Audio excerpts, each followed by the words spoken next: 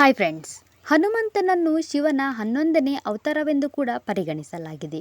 ಮುಖ್ಯ ಪ್ರಾಣ ಹನುಮಂತನು ಕೇವಲ ಮಾನವರ ಮೇಲಷ್ಟೇ ಅಲ್ಲದೆ ದೇವತೆಗಳು ಮತ್ತು ರಾಕ್ಷಸರ ಮೇಲೂ ತನ್ನ ಕೃಪೆಯನ್ನು ಧಾರೆ ಎರೆದಿದ್ದಾನೆ. ಭಗವಾನ್ ಶಿವನ ಅವತಾರವಾದ ಆಂಜನೇಯನಿಗೆ ಎಲ್ಲ ದೇವತೆಗಳು ಮತ್ತು ರಾಕ್ಷಸರು ಕೂಡ ಭಯಪಡುತ್ತಾರೆ. ಪ್ರೇತಗಳು ಆಂಜನೇಯನ ಆಜ್ಞೆಯನ್ನು ಪಾಲಿಸುತ್ತವೆ. ಶಿವನನ್ನು ಗೌರವಿಸಿದಂತೆ ಹನುಮಂತನ ಮಾತನ್ನು ಸಹ ಕೇಳುತ್ತವೆ.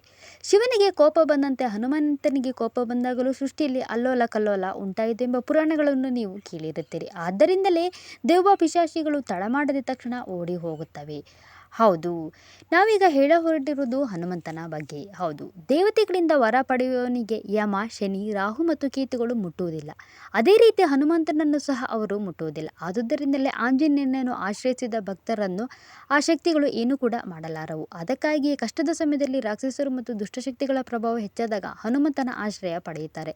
ದುಷ್ಟಶಕ್ತಿ ಮತ್ತು ನಕಾರಾತ್ಮಕ ಶಕ್ತಿಗಳಿಂದ ರಕ್ಷಣೆ ಪಡೆದುಕೊಳ್ಳಲು ಹನುಮಂತನನ್ನು ಪ್ರಾರ್ಥಿಸುತ್ತಾರೆ. ಶನಿ ದೋಷ, ರಾಹು ದೋಷ ಇರುವವರು ಹನುಮಂತನನ್ನು ಪ್ರಾರ್ಥಿಸಿದರೆ ಸ್ವಲ್ಪ ಮಟ್ಟಿಗೆ ಪರಿಹಾರ ಸಿಗುತ್ತದೆ ಎಂದು ಕೂಡ ಹಿರಿಯರು ಹೇಳಿರುತ್ತಾರೆ. ಇನ್ನು ಹನುಮಾನ್ ಚಾಲಿಸದಲ್ಲಿ ಉಲ್ಲೇಖಿಸಿದಂತೆ ಆಂಜನೇಯನ 8 ವಿಜಯಗಳನ್ನು ಸಾಧಿಸಿದ್ದಾನೆ. ಅಣಿಮ, ಮಹಿಮ, ಗರಿಮ, ಲಗಿಮ, ಪ್ರಾಪ್ತಿ, ಪ್ರಾಕ್ಯಾಮ್ಯ, ಈಸ್ಥಿತ, ವಾಸ್ಥಿತ ಇವು 8 ಸಿದ್ಧಿಗಳು. ಇದು ಬೇರೆ ಯಾವ ದೇವರು ಅಥವಾ ಮಾನವನಿಂದ ಸಾಧ್ಯವಿಲ್ಲ. ಆದುದರಿಂದಲೇ ದೆವ್ವಗಳು ಮತ್ತು ರಾಕ್ಷಸರು ಆತನಿಗೆ ಭಯಪಡುತ್ತಾರೆ. ಆದುದರಿಂದಲೇ ಚಿಕ್ಕ ಮಕ್ಕಳಿಂದ ಹಿಡಿದು ದೊಡ್ಡವರವರೆಗೆ ಹನುಮಂತನ ಲಾಕೆಟ್ ಇರುವ ಸರವನ್ನು ಕೊರಳಲ್ಲಿ ಧರಿಸಿ ಧೈರ್ಯವಾಗಿ ಪ್ರಾರ್ಥಿಸುತ್ತಾರೆ. ಇನ್ನು ಕೆಲವರು ತಮ್ಮ ವಾಹನಗಳಲ್ಲಿ ಹನುಮಂತನ ಮೂರ್ತಿಯನ್ನಿಟ್ಟು ಆಂಜನೇಯನನ್ನು ಪ್ರಾರ್ಥಿಸುತ್ತಾರೆ. ತಮಗೆ ಯಾವುದೇ ರೀತಿಯ ತೊಂದರೆಗಳು ಆಗದಂತೆ ಹನುಮಂತನ ದೇವರಲ್ಲಿ ನೋಡಿಕೊಳ್ಳು ಎಂದು ಕೂಡ ನಂಬುತ್ತಾರೆ. ಮಂಗಳವಾರದಂದು ಹನುಮಂತನ ಹೆಸರಿನಲ್ಲಿ ಉಪವಾಸ, ಪ್ರಾರ್ಥನೆ ಮತ್ತು ವಿಶೇಷ ಪೂಜೆಗಳನ್ನು ಕೂಡ ಕೈಗೊಳ್ಳುತ್ತಾರೆ.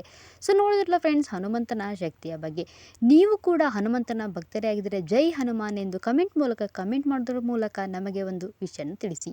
ಈ ಒಂದು ಮಾಹಿತಿ ನಿಮಗೆ ಇಷ್ಟ ಇದ್ದಲ್ಲಿ ಲೈಕ್ ಮಾಡಿ, ಶೇರ್ ಮಾಡಿ. Finally thanks for watching friends.